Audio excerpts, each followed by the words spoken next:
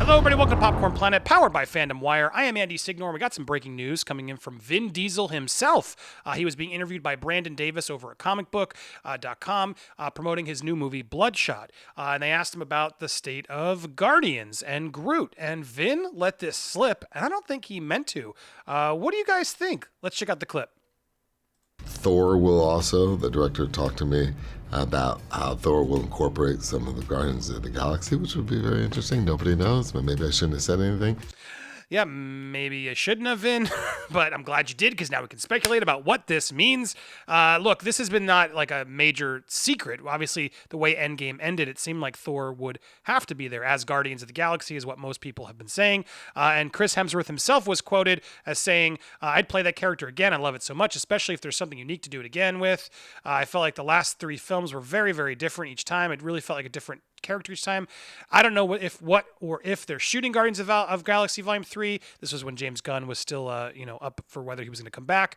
After the Avengers press tour, I guess I kind of went and buried my head in the sand. I'll work with any of those guys as Guardians of the Galaxy. That's actually great. You might have just got me my next job.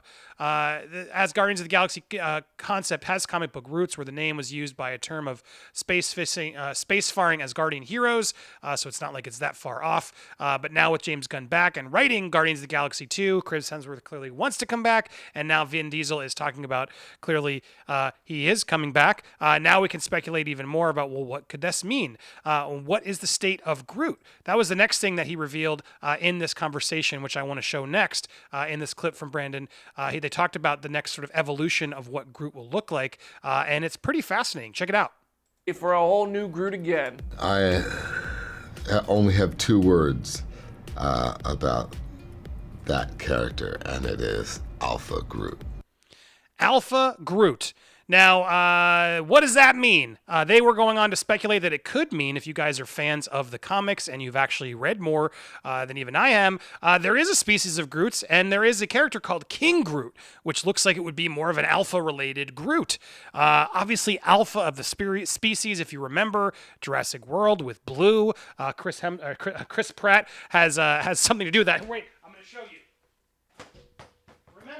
Remember the Alpha. Guys, come on. I'm going off the script because, look, you remember Alpha, Owen and Alpha. His Velociraptor Blue was the Alpha of the species, remember? Because he was the one who actually, did what Chris told him to do. Or what's his name? Does anyone remember the name of Chris's character in Jurassic World? I always forget it. It's not like Ian Malcolm or any of the original characters. Anyway, Chris Pratt's character in Jurassic World, he was the Alpha Raptor. So if we have this new Alpha Groot, because Groot is sort of treated like Chewbacca or like, a puppy, like a dog, loyal, etc.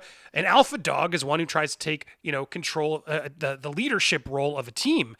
So to see Groot come from baby Groot to teen Groot to now have to sort of establish his dominance and sort of reestablish his alphaness, that sounds kind of cool. I'm in for that one. I like this idea of an alpha Groot taking over, and we're watching him sort of evolve back into that sort of calm, elderly, peaceful Groot we knew in the first movie.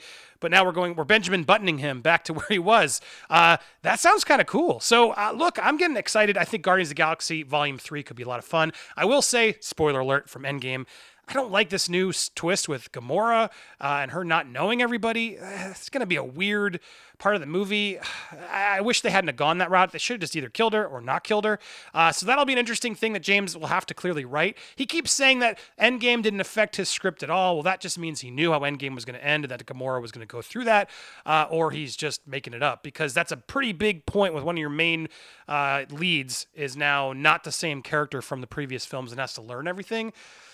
Does anyone else get annoyed by that plot point? What do you think? Are you excited for Guardians 3? I am. If they really bring back Thor, I am. And then if Thor, Love and Thunder is going to bring in the Guardians as a cameo special or something, sign me up. Love and Thunder, I think it's going to be a lot of fun. I love Taika Waititi. Let's see what he does. And let's see if Alpha Groot happens there or it starts happening in Volume 3. There's a lot of Grootness to find out.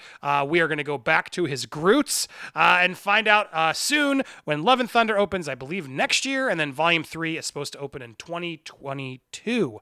That's hard to say and get used to, but that's coming, guys. What do you think? Tell us down in the comments below what you think would be the best version of Groot. Could an Alpha Groot work? Would you rather see King Groot? Are you excited for Thor Love and Thunder? I want to get all your thoughts in the comments. Thanks so much for watching. Be sure to subscribe here on YouTube and like that button if you're watching on Facebook. Thanks, everybody. Bye.